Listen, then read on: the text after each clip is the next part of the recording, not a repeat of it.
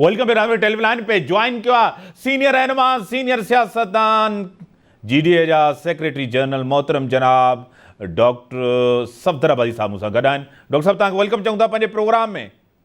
महिरबानी में साहब।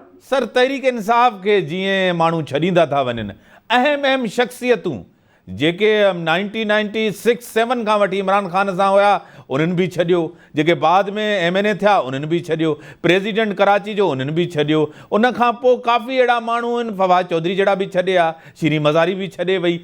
हिकिड़ी वॾी लाइन आहे जेकी माण्हू छॾण जी लॻी पई आहे, माण्हू ॾींहों ॾींहुं छॾींदा वञनि था। तहरीक इंसाफ जो सियासी मुस्तक़बिल कीअं था ॾिसो एज़ अ सियासतदान? काड़िया यकीनन मुश्किल वक़्तु आहे पंहिंजो तहरीक इंसाफ ॾे लाइ, ऐं ख़ासि तौर ते 9 मई खां पोइ जेको कुझु सूरत उभरी आहे उन में यकीनन जेको आहे हिकिड़ी ॾुखे टाइम मां गुज़री रही आहे सॼी पार्टी। ऐं मां सम्झां थो पियो त अचण वारे ॾींहंनि में शायदि प्रेशर इहो अञा बरक़रार रहंदो, पर इहा हाणे सॼी डिपेंड करे थी। ॾिसो सियासत में माण्हू कॾहिं प्रेशर में बि अची, कॾहिं जेको आहे सो पंहिंजे सिर बि जेको आहे सो सियासी जमातूं छॾींदा आहिनि। पर अहिड़ी क़िस्म जी सूरत जेका हाणे पैदा थी आहे इहा यकीनन जेको आहे सो पंहिंजे तरह जी पहिरियों अमल आहे। माण्हू पाकिस्तान पीपल्स पार्टी में ॾुखे दौर मां गुज़री, माण्हू काफ़ी छॾे बि विया, पर पार्टी रिबाउंड कयो। मोहतरमा बेनज़ीर भुट्टो साहब जी क़यादत में पार्टी वरी वापसि आई। तो इहे जेको अमल आहे हिन महिल जेको आहे मुंहिंजी नज़र में डिपेंड करे थो 3 ॻाल्हियुनि ते। हिकिड़ी त ख़ान साहब पाण केतिरो रेज़ोल्यूट आहे इन सॼे अमल में, पाण खे यानी पाण खे कीअं थो सर्वाइव कराए, पाण कीअं थो कहिड़ी थो सियासत करणु चाहे, ऐं केतिरो जेको आहे सो पंहिंजो रेज़िलियंस सां रेज़ोल्यूट थी जेको आहे पार्टी क़यादत जे हवाले सां पाण बीहे थो पियो। रिगार्डलेस हुनखे जेको आहे सो केतिरा केस हलनि था पिया, हुनमें हुनखे सज़ा मिले थी नथी मिले, पर हुनजी पंहिंजी जेका रेज़ोल्यूशन आहे उहा मैटर कंदी त हू पाण केतिरो बुर्ज़बारी सां हिन सॼे अमल मां गुज़रे थो पियो। सही। ॿी ॻाल्हि आहे PTI जी सपोर्ट बेस जेका हुनजो वोटर आहे, मुंहिंजी नज़र में जेका हुनजी वोटिंग स्ट्रेंथ आहे उहा अञा ताईं मूंखे नथो लॻे त उहा जेको आहे सो टुटी आहे। इहे इन ॻाल्हि में कॾहिं बि वोटिंग स्ट्रेंथ जेका टुटंदी न, वोटर ख़ामोश ज़रूरु रहंदो आहे पर घटि जेको आहे टुटंदो आहे। या वरी हाणे ॿियो मरहलो थींदो जॾहिं का इलेक्शन अचे थी पई त उन में PTI जो वोटर कीअं थो रिस्पॉन्ड करे। ऐं टियों आहे PTI जो जेको जेन्युइन सपोर्टर जे हिन महिल ताईं PTI खे हिन स्टेज ते जेको आहे आंदो आहे, जेके अर्बन मिडिल क्लास आहे, जेके अर्बन पंहिंजो नौजवान आहिनि, जेके अर्बन शहरनि में ख़ासि तौर ते पंजाब में KP में रहनि था पिया, उहे जेके ख़ान साहब सां ज़ाती हिकिड़ो क़िस्म जो लगाव रखनि था पिया, उहे कीअं था रिस्पॉन्ड कनि अॻिते हली। त मां सम्झां थो 3 बुनियादी ॻाल्हियूं आहिनि जंहिं ते PTI जो मुस्तक़बिल डिपेंड थो करे। हिकिड़ो इमरान ख़ान साहब जी पंहिंजी लीडरशिप क़यादत, रिगार्डलेस त हुन सां छा थो थिए पियो हाणे, ऐं ॿी त जेके कोर सपोर्ट आहे जेका हुननि जी ख़ासि तौर ते नौजवाननि में अर्बन मिडिल क्लास में, उहा कीअं थी रिस्पॉन्ड करे, ऐं जेको PTI जो वोटर अॻिते हली जेको आहे कीअं थो सोचे रखे। इहे 3 ॻाल्हियूं अहिड़ियूं आहिनि जिते जेके डिटरमिन कंदियूं त PTI जो मुस्तक़बिल जेको आहे छा आहे। हिन महिल वॾो जेको को शक कोन्हे को त हिन महिल एस्टेब्लिशमेंट जो वॾो प्रेशर आहे PTI जी सीनियर क़यादत ते, जेको आहे उहो जेको आहे पंहिंजो किनारा कशी कनि, उहो नज़र अची रहियो आहे। उनमें हाणे के 2 ॻाल्हियूं कोन्हनि के, पर हुनजी जेके कारण आहिनि ख़ासि तौर ते जेके 9th में वारा, उनखां पोइ इहो नज़र अचे पियो त बाबा इहो प्रेशर PTI जी जेका मथी क़यादत आहे हुनजे मथां ईंदो। पर जीअं मां तव्हांखे चयुमि त जेके 3 फैक्टर्स आहिनि इहे डिटरमिन कंदा अॻिते हली त पाकिस्तान तहरीक इंसाफ में हैसफुल जमात किथे थी बीहे वञे। अब डॉक्टर साहब जीअं तव्हां त इहे ॾसियूं 3 हुन जा हिकिड़ा पॉइंट्स अहम ॾसिया, उन सां गॾु हिकिड़ी अहम वॾी शइ इहा बि आहे त इलेक्शन जेकी हूंदी आहे उन मूड मां बि तव्हांखे ख़बर पइजी वेंदी आहे। इमरान ख़ान ते एतिरा केसिस थिया आहिनि ऐं इमरान ख़ान पंहिंजो पाण खे सियासी तौरु एतिरो महदूद करे छॾियो आहे ज़मान पाक तक, त उहो त पाकिस्तान जे अंदरि हाणे त पॉलिटिकल वर्क ऐं जलसा बि कोन करे सघंदो। डॉक्टर साहब ॾिसो पंहिंजो मिसाब माशाल्लाह जो पीरियड माण्हू ॾिठा, पाकिस्तान पीपल्स पार्टी बि हिकिड़े ॾुखे दौर सां गुज़री, PMLN बि हिकिड़े ॾुखे दौर मां गुज़री, हिकिड़े जेको आहे सो यानी माशाल्लाह तमामु एक्टिविटीज़ हर शइ जेको आहे महदूद कयो। तॾहिं बि सियासी जमातूं ईअं कोन जेको आहे ख़तमु थी वेंदियूं आहिनि। मुंहिंजी नज़र में सियासी जमातूं कंहिं न कंहिं फॉर्म में घणी हुनजी सीटूं घटि अचनि। पीपल्स पार्टी पंहिंजो 1997 जी इलेक्शन में मोहतरमा बेनज़ीर भुट्टो साहब 17 सीटुनि सां क़ौमी असेंबली में वेठी। अहिड़ी तरह PMLN 2002 जी इलेक्शन खां पोइ 19 सीटुनि सां जेको आहे सो वेठी नेशनल असेंबली में।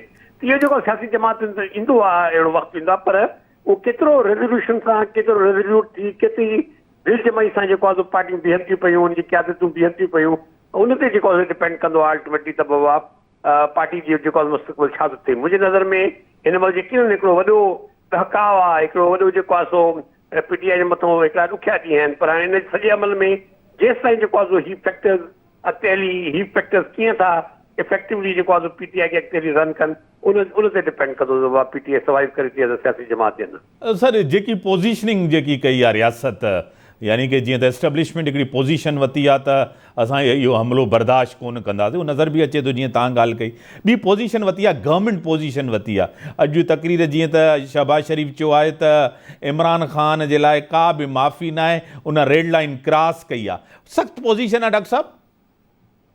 यकीन आहे, पर ॾिसो न ही हाणे आहिस्ते आहिस्ते तव्हां जो वक़्तु गुज़रंदो हिकिड़ी टमोइल आहे, हिन टमोइल मां जीअं तव्हां अचो न त जेके हक़ीक़ी पाकिस्तान जा मसइला आहिनि उहे त पंहिंजे हथु मौजूदु आहिनि न। पंहिंजो असल जेको पाकिस्तान जो हिन महिल बुनियादी मुआशी मसइला आहिनि उनखे केरु हल कंदो?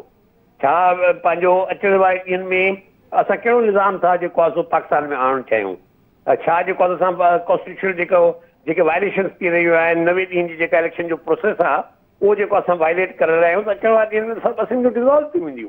17 अगस्त खां पोइ त मुंहिंजे ख़्याल में न सिंध असेंबली बचंदी, न बलोचिस्तान असेंबली बचंदी, न ई नेशनल असेंबली बचंदी। पोइ इहो 17 अगस्त खां पोइ असां छा कंदासीं? छा आया असां इलेक्शन कराए वापसि कॉन्स्टिट्यूशनलिज़म ते वञणु था चाहियूं, या असां इहो एबंडन करे छॾींदासीं सॼो प्रोसेस ऐं हिते अनकॉन्स्टिट्यूशनल रूल ते हलिया वेंदासीं?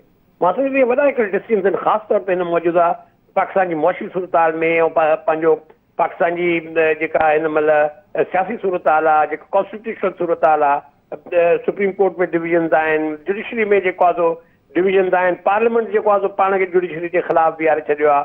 पंहिंजो जेके अॼु जेके न शहबाज शरीफ़ हैसियत प्राइम मिनिस्टर कुझु बि चई सघे थो पियो, त सुभाणे प्राइम मिनिस्टर नथो रहे पियो, ऐं सुभाणे जेको आहे ही जेको असेंबली डिज़ोल्व थी वञनि, त आया जेको असां हुन खां पोइ 90 ॾींहंनि में इलेक्शन कराइण लाइ तयारु आहियूं, न तयारु आहियूं, 60 ॾींहंनि में तयारु आहियूं, न तयारु आहियूं? पाकिस्तान जी मिलिट्री एस्टेब्लिशमेंट जो कहिड़ो अल्टीमेटली किरदारु रहंदो?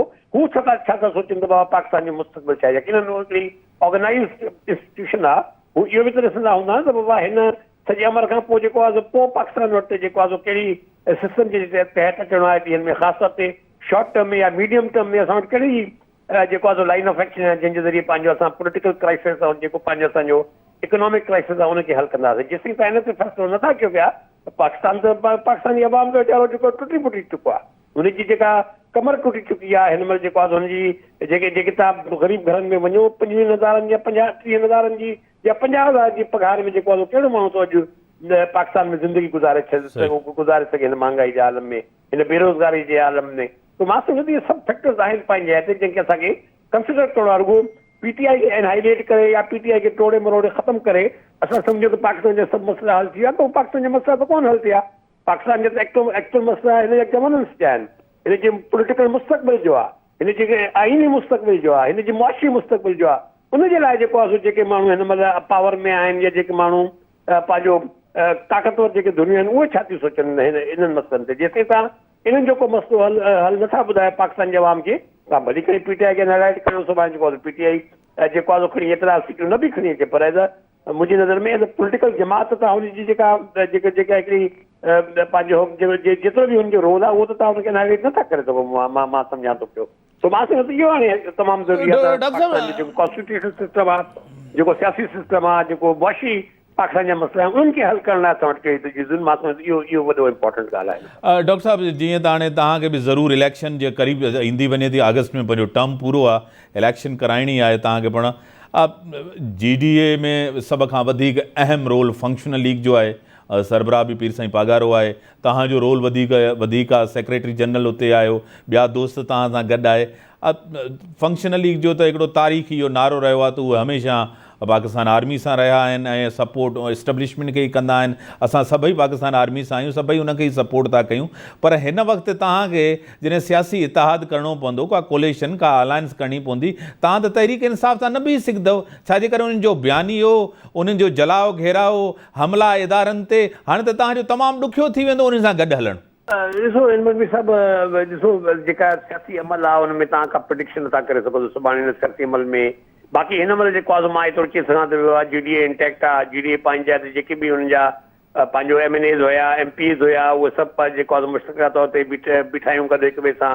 जेके क़यादतूं आहिनि, जेके सीनियर असांजी क़यादत आहे, मुख़्तलिफ़ ज़िलनि में जेके क़यादतूं आहिनि उहे पंहिंजे हिते बीठियूं आहिनि। हिन महिल बि जेके बल्दियाती इलेक्शन में थी रहियो, असांजी जेतिरी बि रिप्रेज़ेंटेशन आहे उन जे मुताबिक़ असां हुनजी रिज़र्व सीट्स इंशाल्लाह क्लेम कंदासीं। असां जेको बि बल्दियाती इलेक्शन में जो कुझु हुन जे बावजूदि बि मुंहिंजे नज़र में जीअं तव्हां वोटिंग स्ट्रेंथ ॾिसो त GDA जी तव्हांखे हर ज़िले में वोटिंग स्ट्रेंथ नज़र ईंदी, ख़ासि तौर ते असांजी जेको इंटीरियर सिंध जा जेके अज़ला आहिनि।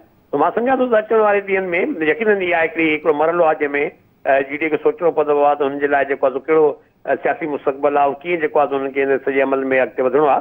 पर सियासी अमल आहे जेको आहे हुन में इंशाअल्लाह जीअं मां तव्हांखे चयुमि त GDA बहैसियत अलायंस जे मुतहद आहे ऐं असां सम्झूं था पिया त हिकिड़ी कॉम्प्रसन जी बि वरी तादाद ख़ासि तौर ते सिंध यूनाइटेड पार्टी जी सूरत में जेको आहे हुन GDA जॉइन कई आहे। ऐं अचण वारे ॾींहंनि में इंशाअल्लाह ॾिसंदो त असांजी एक्टिविटी बि वधंदी ऐं असां पंहिंजे प्लेटफॉर्म तां जेको आहे एक्टिविटी बाक़ी यकीनन जेको PTI जो को चहिरो अॻिते बि जीअं बि साम्हूं ईंदो त असां उन मुताबिक़ जेको आहे ॾिसंदासीं त हुन चहिरे सां असांखे कीअं पंहिंजा लगापा रखणा आहिनि या अल्टीमेटली जेको सिंध जी सियासत आहे हुन में ॿियूं जेके धुरूं आहिनि असां उन्हनि खे कीअं था ॾिसूं, हुनखे कीअं था असां हिक ॿिए सां कयूं। पर फ़िलहाल जेको असांजो जेको बुनियादी अमल इहो त बाबा GDA इंटेक्ट हुजे ऐं हुनजा दोस्त सां गॾु बीहूं ऐं गॾु बीह जेको आहे असां जेको आहे ॾींहंनि में पंहिंजो मुस्तक़बिल डिसाइड कयूं। वक़्तु आहे जीअं जीअं वक़्तु अॻिते वधंदो, ख़ासि तौर ते जीअं मां तव्हांखे ॿुधायुमि त इहो बि त ॾिसणो पवंदो त बाबा जेके सगारियूं धुरियूं आहिनि या जेको हिन महिल पंहिंजो जेके हिन महिल पॉलिटिकल पावर जी पोज़ीशन में आहिनि उहे ॾिसनि था पिया त इहो पॉलिटिकल वैक्यूम जेको क्रिएट थो थिए, जेका हिकु वॾी सियासी ख़ला मूंखे नज़र अची रही आहे, हिनखे उहो कहिड़ो भरण जो हुनजो हुननि जी कहिड़ी सूरत आहे जंहिंजे तहत इहो भरबो। वरी महिरबानी साईं, इंशाअल्लाह GDA बि पंहिंजा फ़ैसिला हिन सॼे अमल खे ॾिसंदे इंशाअल्लाह। वरी महिरबानी साईं, वरी महिरबानी डॉक्टर साहब, इन सां गॾु इजाज़त। अल्लाह हाफ़िज़।